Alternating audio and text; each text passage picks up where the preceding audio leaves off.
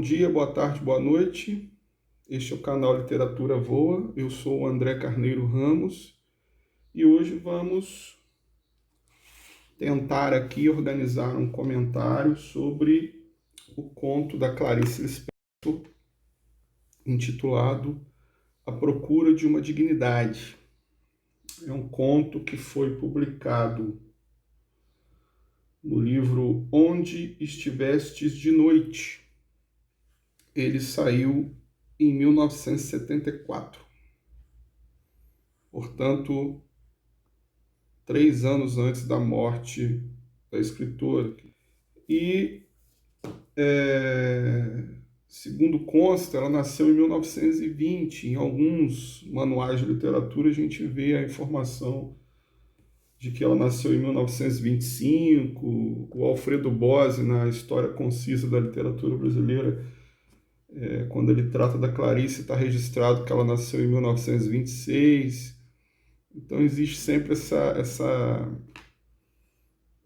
inconstância quanto à data do seu nascimento, mas neste ano ela completaria 100 anos.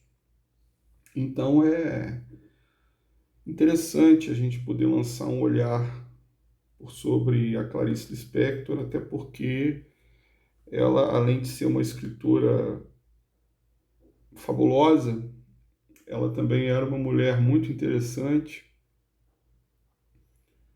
Tem uma famosa entrevista que ela concedeu no ano do seu falecimento, 77, ao programa Panorama da TV Cultura. Essa entrevista é muito famosa e está disponível no YouTube, e ali a gente pode perceber um pouco desse ser que foi a Clarice Lispector, uma pessoa no que a gente vê um tanto angustiada com a sua condição de ser no mundo, com sua condição de escritora. Eu não quero de maneira nenhuma limitar a Clarice por esta chancela angústia. Não, não é isso, mas a gente pode perceber ali que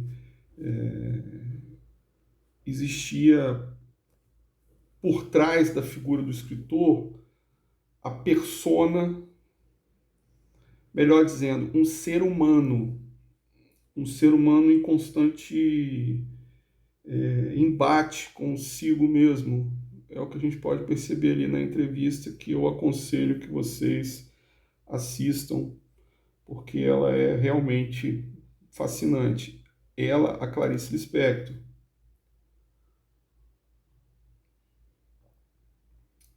Bom dia para vocês, estou aqui tomando o meu café matutino. Eu até ouso dizer que em poucas vezes a gente consegue perceber um escritor tão entregue assim, tão sincero em suas colocações.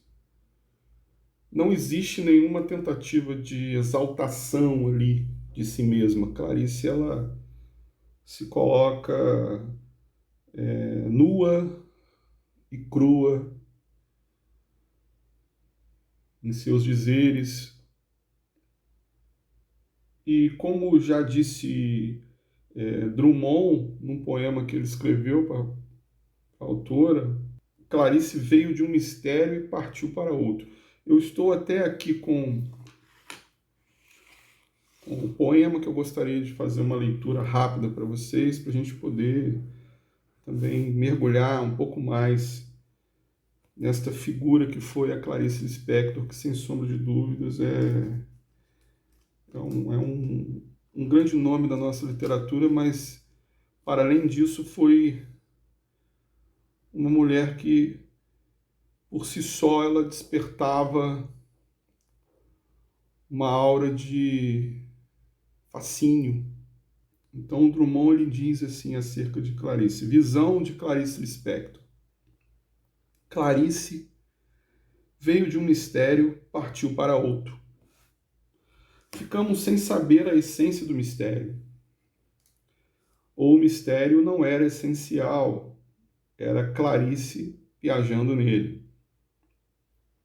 Era Clarice bulindo no fundo mais fundo, onde a palavra parece encontrar sua razão de ser e retratar o homem. O que Clarice disse, o que Clarice viveu por nós em forma de história, em forma de sonho de história, em forma de sonho de sonho de história, no meio havia uma barata ou um anjo? Não sabemos repetir nem inventar. São coisas, são joias particulares de Clarice que usamos de empréstimo. Ela, dona de tudo. Clarice não foi um lugar comum. Carteira de identidade, retrato.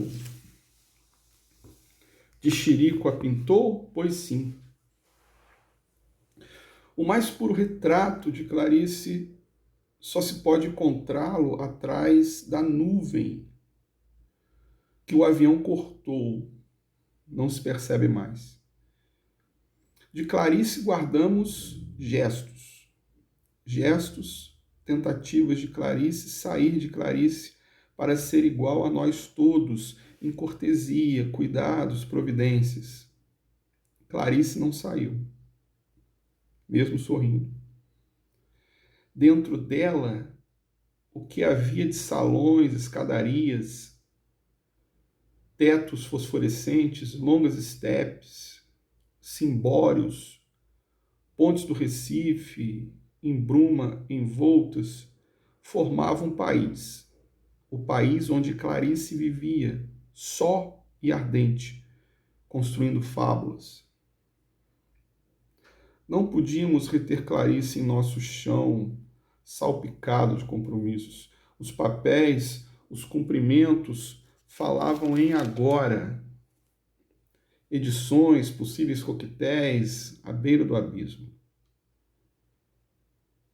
Levitando acima do abismo, Clarice riscava um sulco rubro e cinza no ar e fascinava. Fascinava-nos apenas. Deixamos para compreendê-la mais tarde. Mais tarde, um dia, saberemos amar Clarice.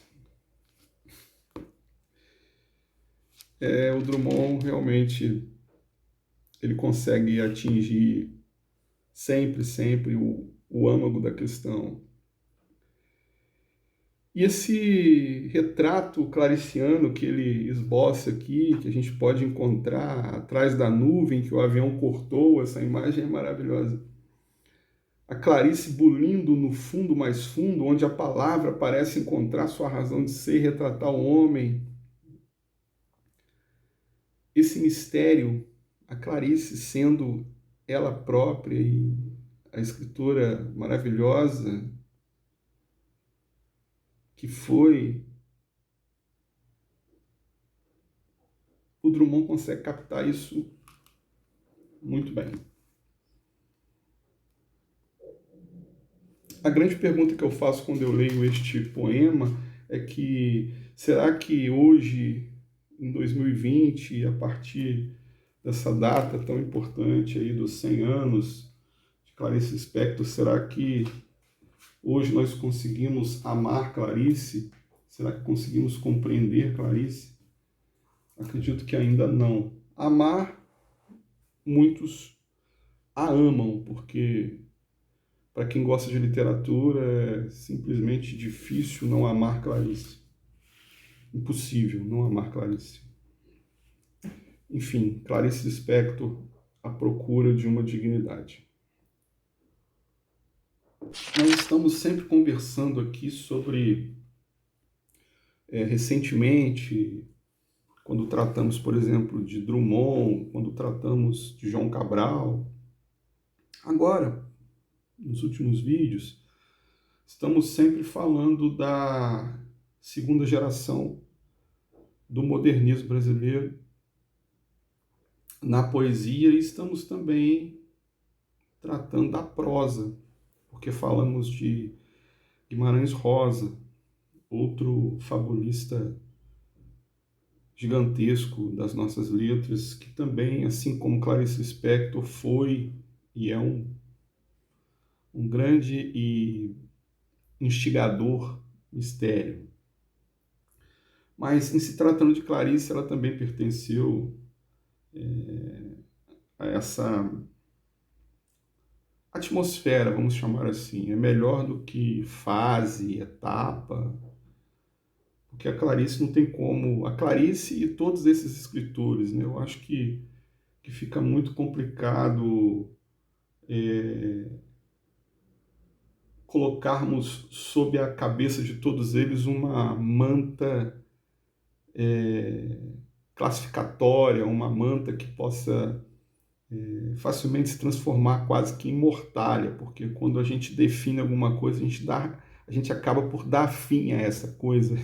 Essa é a grande verdade. Então a Clarice não tem como a gente dar fim, não tem como a gente classificá-la dentro de um esquema, de um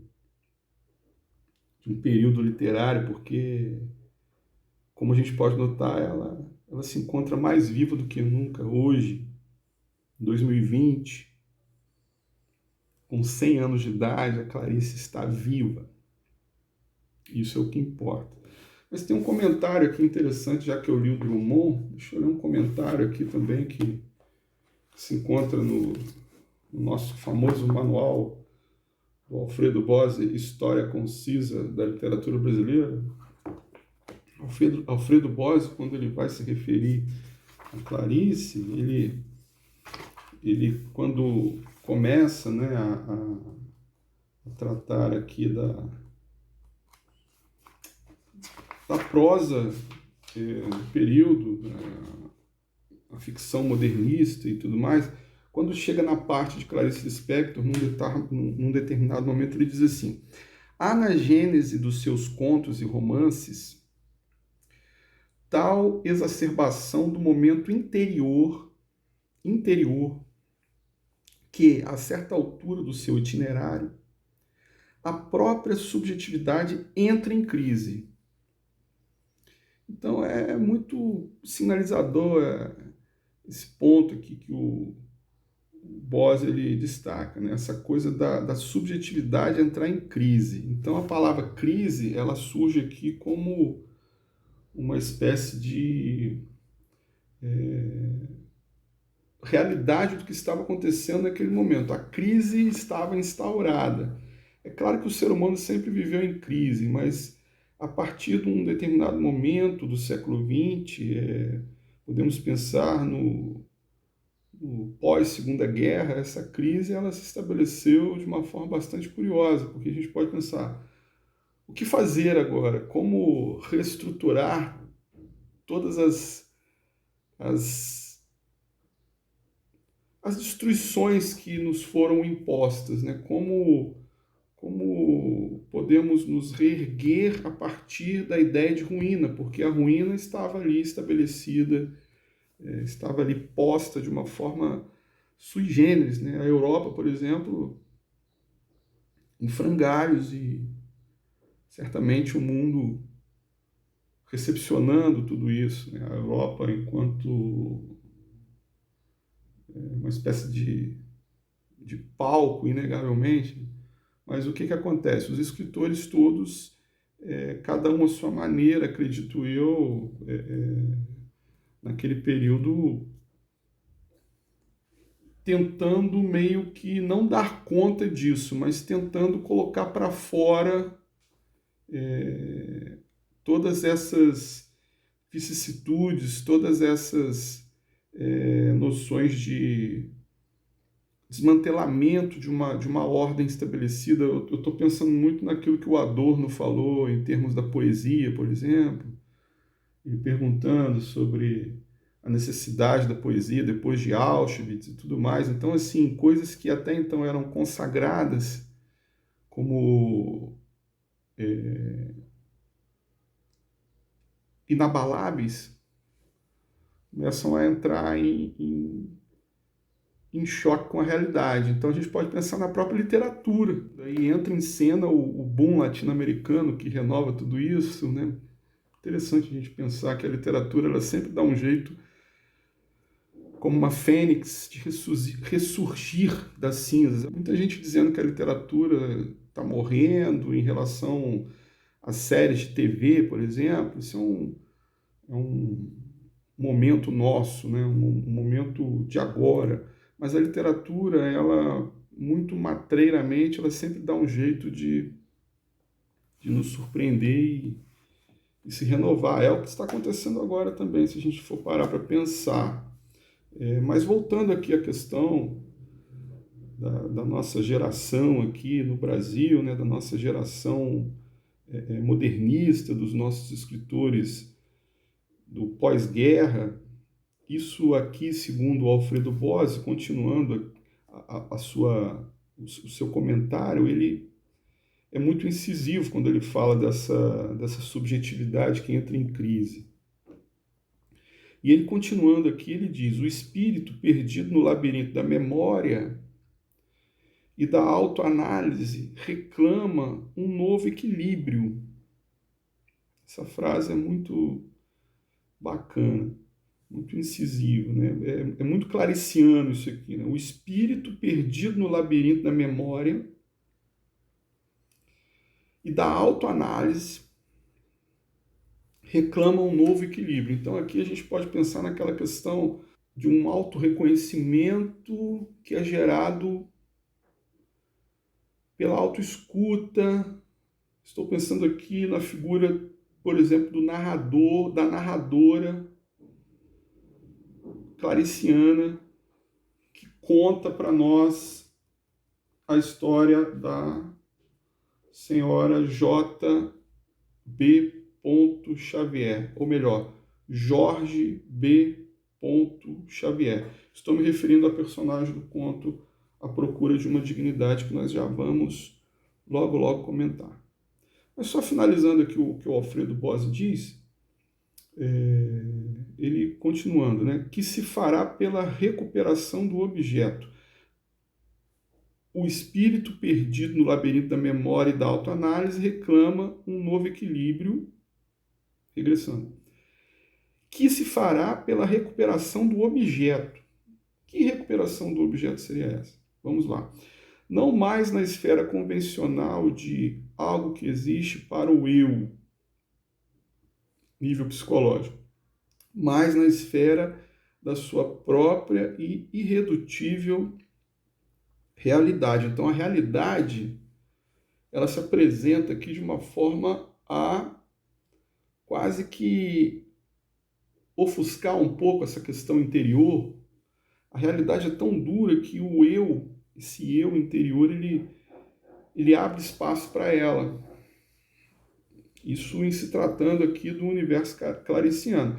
O sujeito só se salva aceitando o objeto como tal, como a alma que, para todas as religiões, deve reconhecer a existência de um ser que a transcende para beber nas fontes da sua própria existência. Trata-se de um salto do psicológico para o metafísico, salto plenamente amadurecido na consciência da narradora. Ele está falando aqui da Paixão segundo GH, que foi o primeiro livro que a Clarice publicou. Vocês me desculpem que eu, sinceramente, não tenho de cabeça aqui todas as edições da obra de Clarice. E eu acabei falando uma besteira aqui. O primeiro livro que a Clarice publicou foi Perto do Coração Selvagem, em 1944. A Paixão segundo GH foi 20 anos depois. Olha que interessante, 1964. Tudo bem. Ela lançou tanta coisa nesse entremeio aí. Caramba, Laços de Família, Maçã no Escuro, A Legião Estrangeira. Nossa, muita coisa entre um livro e outro, né? Bom, mas de qualquer maneira, a obra da Clarice ela foi se intensificando, né? Ela foi se pluralizando dentro desse esquema que o... Eu não quero chamar de esquema, é uma tentativa de interpretação do Alfredo Bós, né? Vocês me desculpem, a gente tem essa tendência, é, é, tendência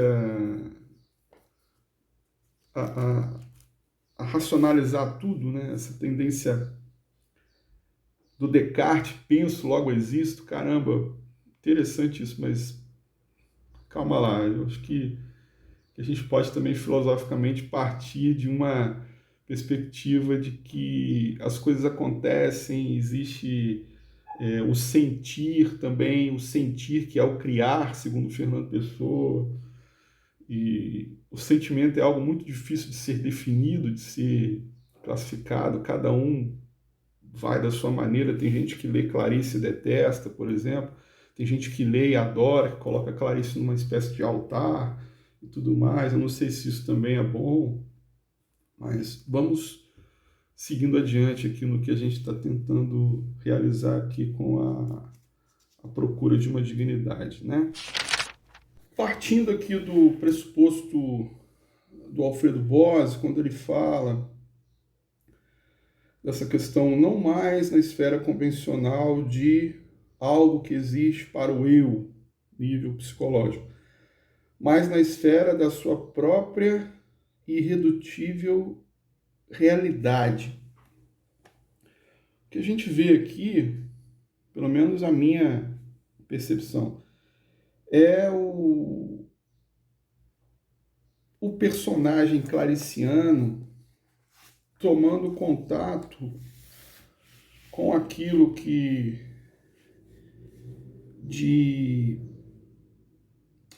como que eu posso dizer, esbarra na situação da tal da epifania que os críticos reiteradamente colocam em suas análises acerca das experiências de leitura das obras claricianas. Num determinado momento ocorre algo que desperta na personagem um encontro consigo mesmo. E isso provoca uma espiral de percepções intersubjetivas que se correlacionariam com a realidade a ponto de, pegando carona aqui no que está dizendo o Alfredo Bós, trazer essa realidade para mais próximo desse eu subjetivo. Isso é muito interessante se a gente for parar para pensar no quanto que essa coisa da subjetividade ela pode representar um encastelamento também do eu, não é verdade? Quando a gente se coloca muito nessa condição existencial de crise, valorizamos por demais as nossas próprias demandas, não é verdade? E o que acontece? O mundo ele se encontra alijado disso, ele se encontra à parte? Não, o mundo ele está junto. Essa é a grande verdade.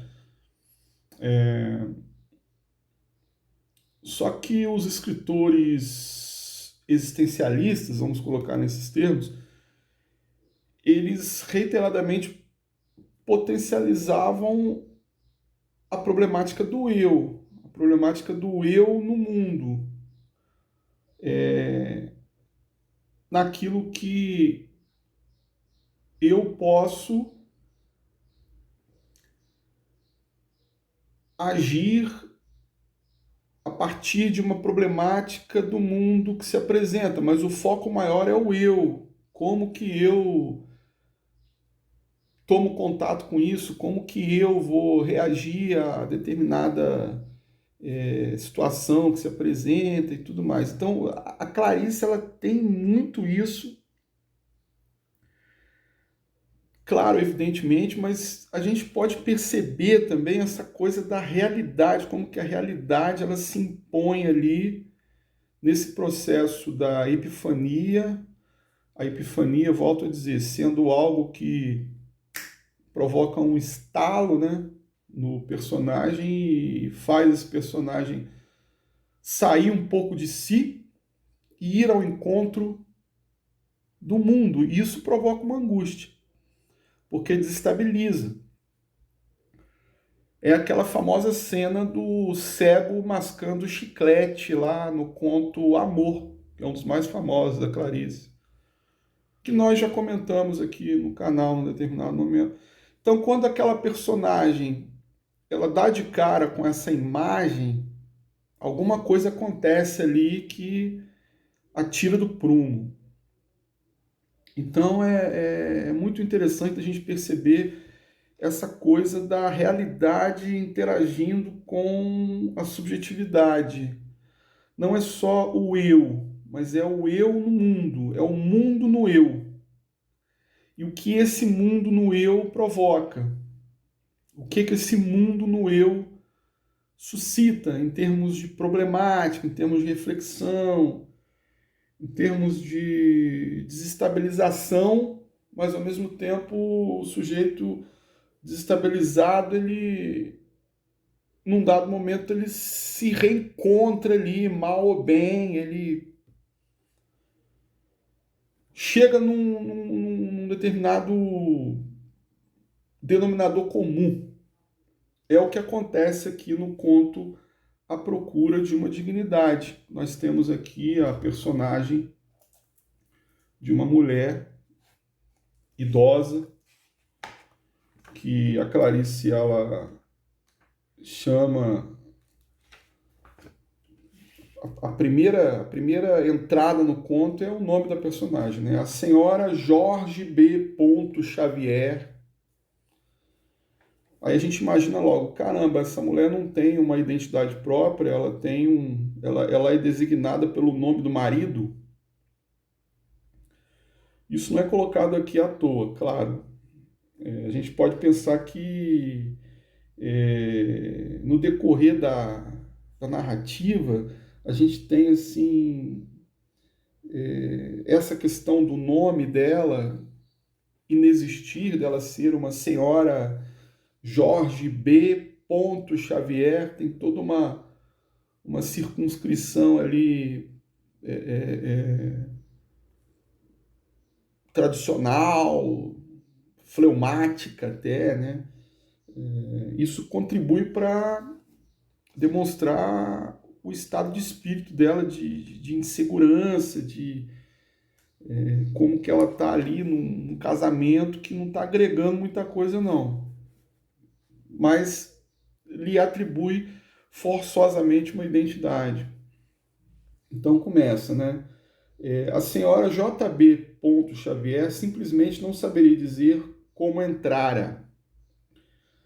Por algum portão principal não fora.